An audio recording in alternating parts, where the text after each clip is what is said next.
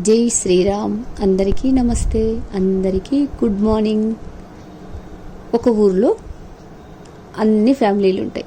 అంటే ఇప్పుడు ప్రస్తుతం జరుగుతున్నట్టు, అంటే పిల్లల్ని స్కూల్లో జాయిన్ చేయడం, అలా కొన్ని ఫ్యామిలీలు అట్లా ఉన్నప్పుడు ఒక స్కూల్లో పిల్లలందరూ ఉంటారు. వాళ్ళలో ఇద్దరు గురించి మనం మాట్లాడుకుందాం. ఒక పాప బాగా డబ్బులున్న పాప, బాగా వాళ్ళ నాన్నగారు మంచి జాబ్ చేసే అతను. ఆ పాపకి ఏది కావాలన్నా తీసిచ్చేంత స్తోమత ఉన్న వ్యక్తి. అదే క్లాసులో ఇంకొక పాప ఉంటుంది. ఆ పాప చాలా పేదరాలు. స్కూల్కి నలిగిన బట్టలు, చినిగిపోయిన షూ వేసుకొని వెళ్తుంది. అంటే తన దగ్గర స్తోమత ఉండదు. అట్లా ఆ క్లాసులో ఒక ఇద్దరి గురించి మనం మాట్లాడుకోవాలి. ఈ పాప బాగా డబ్బులున్న పాప మంచి డ్రెస్సులు కానీ అట్లా వేసుకొని వస్తుంది, కానీ చదువులో యావరేజ్. అదే ఈ ముత్తగా అంటే మామూలు బట్టలు, చినిగిన షూ, అంటే సరి అయిన పుస్తకాలు కూడా లేనటువంటి పాప స్కూల్ ఫస్ట్ వస్తుంది. ఎంతో బాగా చదువుకుంటుంటుంది. ఇట్లా చదువుకుంటున్నప్పుడు స్కూల్లో యూనిఫామ్లు కూడా మామూలుగానే ఉంటాయి ఆ పాపకి. అలా జరుగుతున్నప్పుడు ఈ డాడీ, బాగా డబ్బులున్న ఆ పాప డాడీ రోజు తన పాపని కారులో స్కూల్ దగ్గర వదిలిపెడతాడు. మళ్ళీ స్కూల్ అయిపోగానే తను ఆఫీస్ నుంచి వస్తూ పాపను స్కూల్ దగ్గర నుంచి ఇంటికి తీసుకుపోతాడు. ఈ తీసుకుపోయే క్రమంలో పాపతో మాట్లాడతారు. ఏంటి క్లాసులో సంగతులు ఏంటి, ఏదైనా విషయాలు అడిగినప్పుడు ఆ పాప చెప్తుంది, మా క్లాసులో ఒక పాప ఉంటుంది డాడీ, ఆ పాపను చూస్తేనే నాకు చాలా అసహ్యం వేస్తుంది, చాలా కోపం వస్తుంది. మంచి బట్టలే వేసుకోదు, చినిగిపోయి ఉంటాయి, మాసిపోయి ఉంటాయి, చినిగిపోయిన షూ వేసుకొని వస్తుంది. అసలు తన దగ్గరికి వెళ్ళాలంటేనే నాకు చాలా ఇదిగా అనిపిస్తుంది డాడీ. అదే నేనైతే అటువంటి బట్టల్ని కానీ ఆ షూని కానీ దగ్గరికి రానివ్వను, కనీసం చేత కూడా పట్టుకోను, బయట విసిరి పడేసేదాన్ని అని వాళ్ళ నాన్నతో చెప్తూ ఉంటుంది. చెప్తూ ఉన్నప్పుడు వాళ్ళ నాన్న ఆ పాపలో ఉన్న బుద్ధిని గమనిస్తాడు. అలాంటి స్థితిలో ఉన్న పాప మీద మా పాపకి జాలి, అయ్యో నేను సహాయం చెయ్యాలి అనే ఆలోచన రాకుండా, ఆ పాప దగ్గర కూర్చోవాలన్నా నాకు అసహ్యము, ఆ పాప బట్టలు చూస్తే అని ఈ అన్ని నెగిటివ్ చెప్తుండేసరికి తనకి బాధేస్తుంది. ఆ పాప చాలా చక్కగా చదువుద్ది డాడీ అని కూడా చెప్తుంది. అప్పుడు వాళ్ళ నాన్నగారు ఆలోచిస్తారు, ఈ తప్పు అంతా పాపది కాదు, నా పెంపకంలోనే ఏదో తేడా ఉంది. పాప ఇలా మాట్లాడుతుంది, తనకన్నా తక్కువ వాళ్ళ పట్ల చులకన భావంతో ఉంది అంటే తప్పు నాది, నా పాపది కాదు. దీనికి ఎలా అయినా సరే నేను సరిచేయాలి, తనకన్నా తక్కువ వాళ్ళతో ప్రేమగా నడుచుకునే గుణం నేను నేర్పించాలి, తనకి గుణపాఠం చెప్పాలి అని వాళ్ళ నాన్నగారు నిర్ణయించుకుంటారు. మళ్ళీ తన కూతురికి దెబ్బ తగలకూడదు, అలా చేయాలి అనుకుంటాడు. అట్లా అన్నప్పుడు మామూలుగా ఇంకా స్కూల్లో పిల్లలకి బట్టలు అవి కొన్ని ఇచ్చాలి కదా, స్కూల్ ఓపెన్ అన్నప్పుడు రాగానే వాళ్ళ నాన్నగారు చెప్తారు, అమ్మా రేపు సాటర్డే శనివారం ఉంది కదా, మనము షాపింగ్ వెళ్దాము అని చెప్తారు. అంటే డబ్బులు ఉన్న వాళ్ళు మంచి కాస్ట్లీ షాపింగ్ వెళ్తారు కదా, ఆ పాప హ్యాపీగా ఫీల్ అయిపోతుంది. ఇంకా కావాల్సినవన్నీ కొనుక్కోవచ్చని తను ఎన్నెన్నో కలలు కంటుంది మనసులో, ఇది కొనాలి అది కొనాలి అని అనేసి. సరే వాళ్ళ డాడీ వస్తారు, ఇంకా రా షాప్కి వెళ్దాము అనగానే ఆ పాప నీట్గా రెడీ అయిపోయి వచ్చి కారెక్కి కూర్చుంటుంది. కారెక్కి కూర్చోగానే శుభ్రంగా మార్ట్కి తీసుకెళ్తారు, షాపింగ్ మాల్కి తీసుకెళ్తే ఆ పాప కావాల్సినవన్నీ కొనుక్కుంటుంది. కొనుక్కున్న తర్వాత వాళ్ళ డాడీ ఏం చేస్తారు, కొన్ని యూనిఫామ్స్ తీసుకుంటారు, షూ తీసుకుంటారు, చదువుకు సంబంధించిన మెటీరియల్ మొత్తం తీసుకొని ఇంకొక బ్యాగ్ పెడతారు.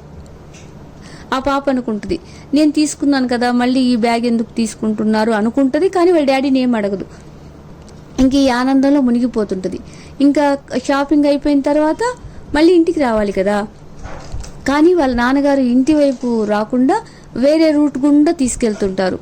అడుగుద్ది, నాన్నగారు ఎందుకు మీరు మన ఇంటికి వెళ్లకుండా ఎక్కడికో తీసుకువెళ్తున్నారు అంటే, ఆగు నీకు చెప్తా ఆగమ్మా అని అంటాడు.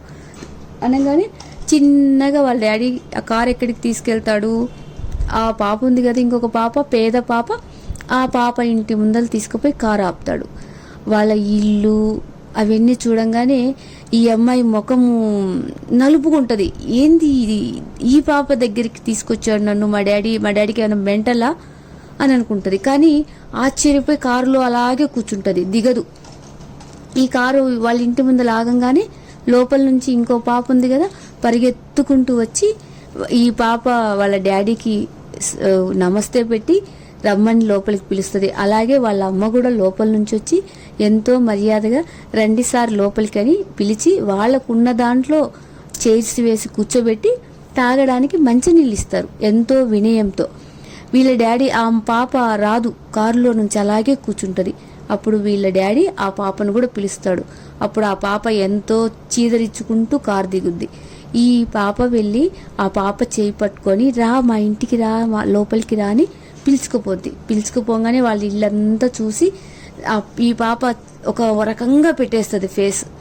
అప్పుడు వాళ్ళ అమ్మగారు ఆలోచన, మీరు ఎందుకు వచ్చారు మా ఇంటికి అని తన చూపులు పలకరిస్తాయి అతన్ని.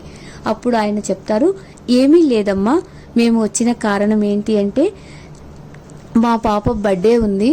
మా పాప బర్త్డేకి ప్రతిసారి నేను ఎవరికైనా తన ఫ్రెండ్స్కు ఆ అమ్మాయికి ఇష్టమైన వాళ్ళకి కొన్ని గిఫ్ట్స్ ఇస్తుంది నా కూతురు. నా కూతురి దగ్గర ఆ మంచి బుద్ధి ఉంది, తనంటే నాకు చాలా ఇష్టము, ఎంత గొప్ప మనసు నా కూతురుది.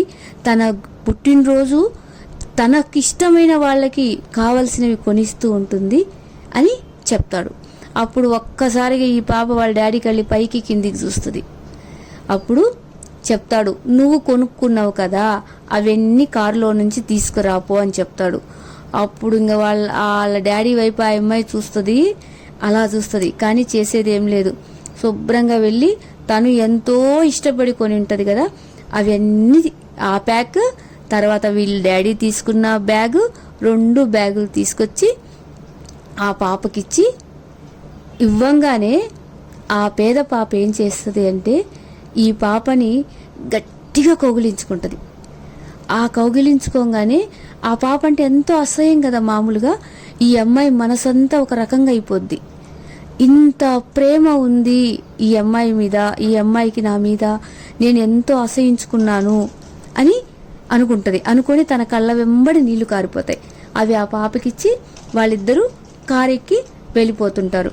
అప్పుడు వాళ్ళ నాన్నగారు చెప్తారు, ఎప్పుడైనా మనము ప్రతిభను గౌరవించాలి, అవతలి వాళ్ళకి లేదు అన్నప్పుడు చేతనైన సహాయం చేయాలి, అంతేగాని దాన్నే మనం వాళ్ళని గుచ్చి చూపించకూడదు అని వాళ్ళ నాన్నగారు ఆ పాపకి చెప్తారు. ఆ పాపకు కూడా ఎంతో అర్థమయ్యి సారీ డాడీ అని చెప్తుంది. మరుసటి రోజు స్కూల్కు వెళ్ళినప్పుడు పరిగెత్తుకుంటూ వెళ్ళి ముందుగానే, అంటే ఆ పాప మామూలుగా స్కూల్కి ఫస్ట్ వస్తుందన్నమాట, గబగబా వెళ్ళి ఆ పాపను గట్టిగా అతుక్కొని, ఇక నుంచి నేను నీ పక్కనే కూర్చుంటాను, నువ్వు చదువుకొని నాకున్న డౌట్స్ తీరుస్తావా అని ఎంతో ప్రేమగా ఆ పాపతో ఉండి మంచి ఫ్రెండ్స్ అవుతారు.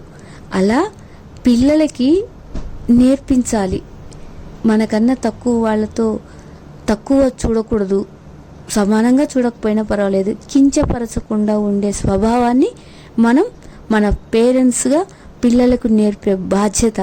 Thank you Sairam.